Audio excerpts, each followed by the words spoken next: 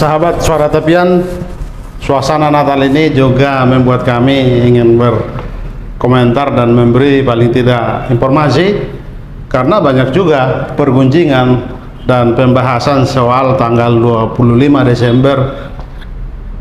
Di situ adalah perayaan Natal, dan umumnya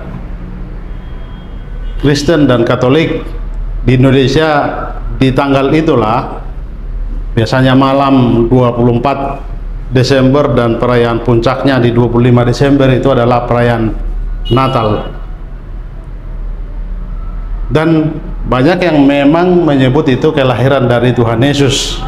Benar, secara teologi itu dipercayai oleh umat Kristiani. Bagaimanapun, soal iman itu adalah subjektif dari perasaan dari yang mengimani atau menganut agama itu. Maka 25 Desember secara teologi memang dianggap itu kelahiran Yesus. Tetapi kita tidak boleh membantah juga sejarah. Memang tanggal 25 Desember itu adalah penetapan oleh satu kaisar yang kemudian dalam perjalanannya dia menjadi seorang Kristiani. Tanggal 25 Desember itu adalah disebut perayaan Kristiani. Satu masa ingin kami ceritakan, kaisar ini di abad keempat, dia bernama Konstantin.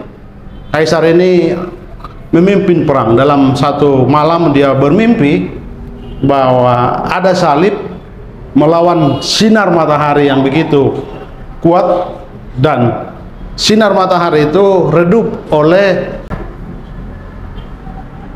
salib itu.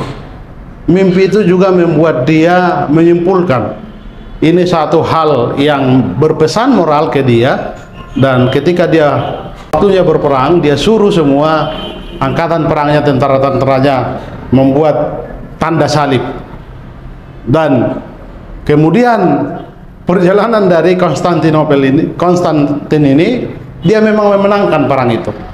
Akhirnya karena menang, dari situ dia berkeputusan, ini keputusan politik, dia tetapkan dia menjadi seorang Kristiani.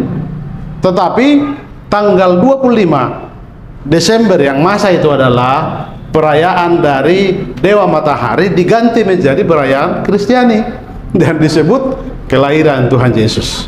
Benar, barangkali secara letterlet tidak ada yang bisa menyebut itu, tetapi kita bisa tafsirkan fakta sejarah. Yesus pernah lahir, dia lahir di kandang domba, hidup dengan hina dina, dan mati juga terhina ketika disalib di Golgota, di Bukit Tengkorak. Luar biasa dari pengalaman seorang manusia. Jadi bukan cerita imajiner, tapi cerita yang punya fakta sejarah. Tapi kalau kita sebut tanggal 25 Desember itu kelahiran Yesus, iya benar, tapi itu secara teologi dipercayai karena memang itu sudah ditetapkan sejak berabad-abad lalu oleh cerita tadi yang kami sebut Konstantinopel, yang memenangkan perang karena dia punya cerita dalam perjalanan sejarah itu. Saya kira itu yang bisa kami komentari di suasana Natal hari ini. Terima kasih.